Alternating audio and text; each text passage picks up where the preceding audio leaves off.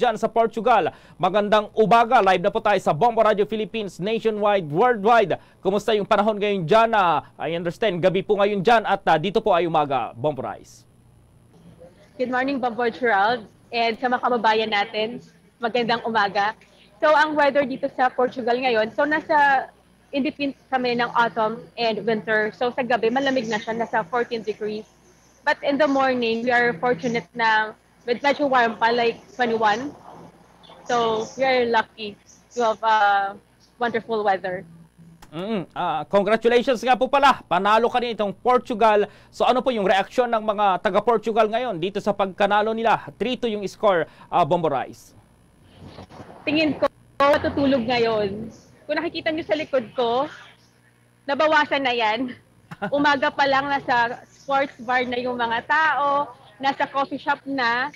So lahat ng screen sa restaurant, coffee shop, puro talaga yung FIFA World Cup 2022 ang nakalabas. Sobrang saya ng mga tao. Nakikiselebrate tayo sa mga mga mahal na Portuguese natin, na mga kaibigan at family dito sa Portugal. Sobra pala itong suporta ng mga Portuguese sa kanilang national football team. Gaano kasikat dyan pala itong larong football, Bombo Rise? Kung gaano kasikat, well, ang football dito sa Portugal, hindi lang siya sports. Hindi lang siya entertainment, lifestyle, tsaka culture siya ng mga Portuguese na local natin. Actually, ito yung almusal nila sa morning. Wow. Sa tanghali, ito yung kanilang lunch and hapunan din nila. Ito lang yung pinapanood dito. Yung pinaka-icon dito is si Cristiano Ronaldo and lahat ng mga Portugal national football team. Ito yung icon dito, hindi yung ibang celebrity. Sila yung talagang celebrities dito. Ganon siya kasikat. So, for example, kung gusto mo talagang maging close yung mga Portuguese people, mas dapat aralin mo yung football kaysa ang language nila. So, ito yung language nila, ito yung tradition nila, ito yung culture nila, ito yung lifestyle nila, ang football. So, very important tong event na to sa kanila. This is very emotional sila. So, ang malalahap mo ditong hangin, victorious talaga. Sobrang sinicelebrate siya. Ganong kasikat.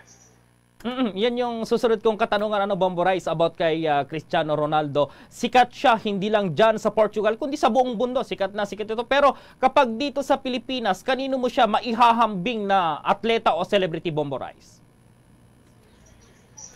Dito sa Pilipinas, ang pinakasikat na, siguro sa pinakamasikat natin dyan sa Philippines, parang ihambing ko siya sa president, siguro. Kasi parang na rin, hindi lang sa celebrity eh. Oo, talagang, pero siya na rin yung, masikat pa siya, pinaka-icon talaga siya. So parang siya yung pride ng Portugal. Ganun siya kasikat dito.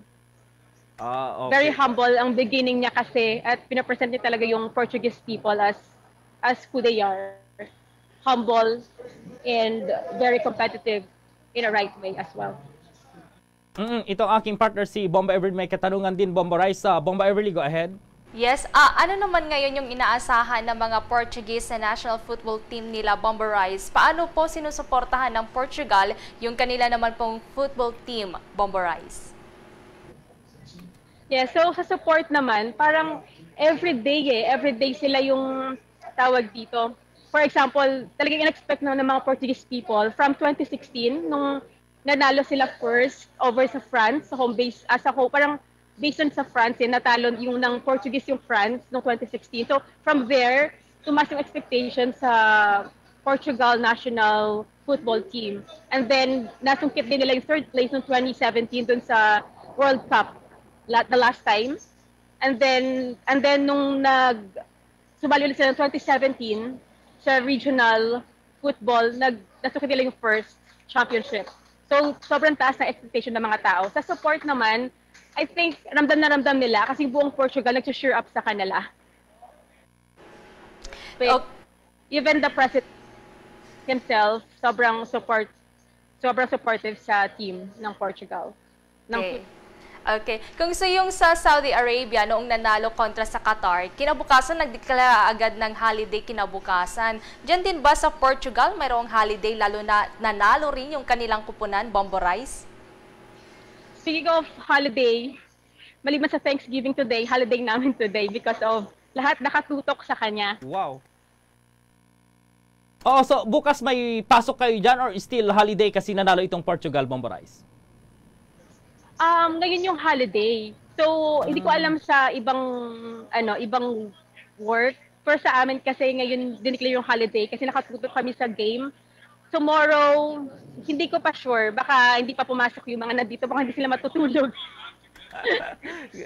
Opo, sobra pala itong suporta talaga ng mga Portuguese sa football. Siguro pati yung mga Pinoy dyan, alam na nila yung mga rules, paano paglalaro ng football, Bomborais?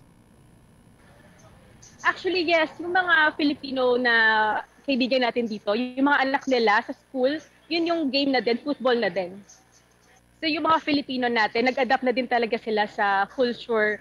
For example, yung mga kaibigan nating Filipino na may anak dito sa Portugal, yung mga anak nila is, yun na rin yung game. So, sa kinaroroonan mo ngayon, Bomborais, ano yan, parang sports bar yan na exclusive lang doon sa mga gustong manood ng football, Bomborais? Merong certain na sports bar, even yung coffee bar, parang naka-program na rin siya into a sports bar. Para anytime makanood sila ng football, ganun dito kasikat yung football. Sabi ko nga, almusal nila football, lunch nila football, even yung hapunan nila, football. Yun yung pinapanood lang nila all throughout the day. Ganun siya ka-big time dito, ganun siya kalaking bagay. So, sobrang importante itong event na to sa kanila talaga. Very emotional sila. Siguro, mensahe nyo na lamang po, siguro sa ating mga kababayan dito, pwede nyo pong batiin din ang inyong mga kamag-anak dito sa Pilipinas. Go ahead, Bomborais. Hello sa mga family ko sa Rojas City, sa Manila, at sa Baguio City. Hello, hoping well na makaiwas tayo sa sakit. Wala na yung COVID pero ingat pa rin tayo. And namimiss ko na kayo. Kita tayo soon.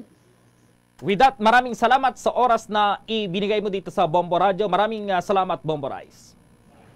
Thank you, Bambo Gerald. It's a pleasure and thank you for having me.